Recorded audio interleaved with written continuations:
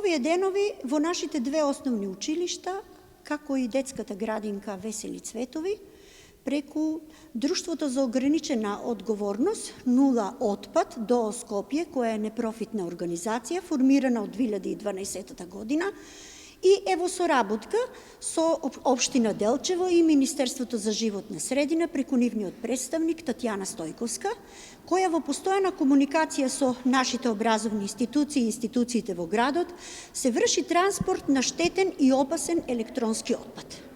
Најпрвен да им се заблагодариме за можноста каде што преку соработката со Нула отпад нашите ученици постојано се едуцираат, учествуваат во такви еко-кампањи, каде што и самите изработуваат видеолинкови и самите добиваат поттик да се запознаваат со штетното влијание на овој електронски отпад и да се запознаат со видовите отпад, како што се акумулатори, електроника, дури и таквите габаритни отпади можеме да ги испратиме како голем апел до граѓаните на Општина Делчево, кои треба да ги селектираат, бидејќи испуштаат многу штетни радиоактивни честици и самите, ако се во големи количини, да ги испраќаат и да ги известуваат представниците од комуналното предпријатие од Брегалница, каде што тие имаат посебен транспорт за ваквиот вид на електронски отпад.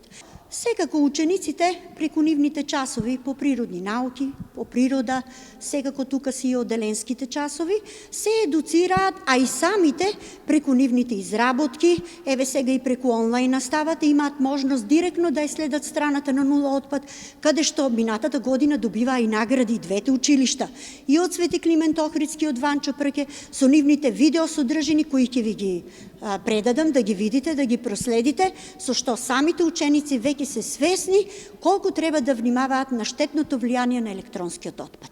Еден апел до сите граѓани, внимавајте, ова е еден од најшироко распространетиот електронски отпад кој што зема се поголем замав, меѓутоа ние заедно со општината, заедно со сите институции во градот имаме такви садови, имаме можност да контактираме, еве сега пред неколку дена имавме можност да отстраниме таков материјал кој што најпрвен беше направено со попис на таквиот штетен електроотпад и беше доставен заедно со превозот за кој што одговорна самата организација Нула отпад до Скопје.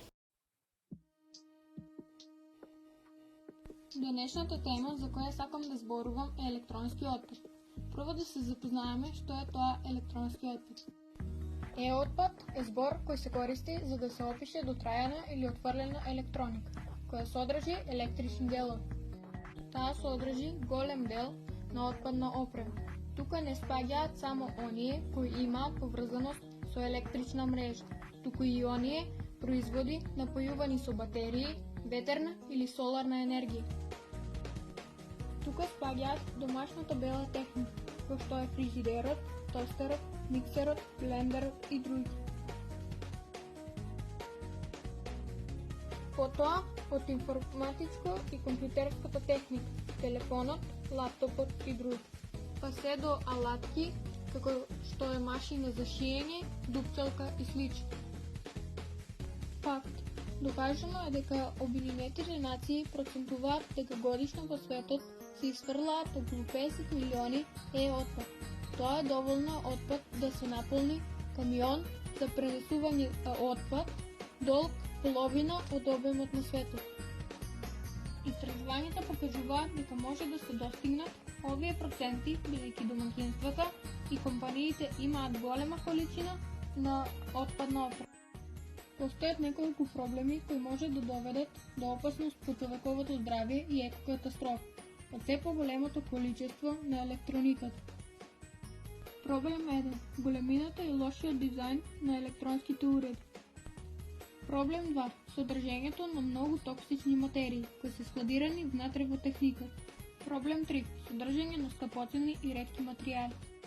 Проблем 4. Животната средина е жртва. Е-отпадот може да се донира во Нула отпад. Тие вршат бесплатно собирање на е-отпадот од домовите со пријавување на еко линијата 070 236 000.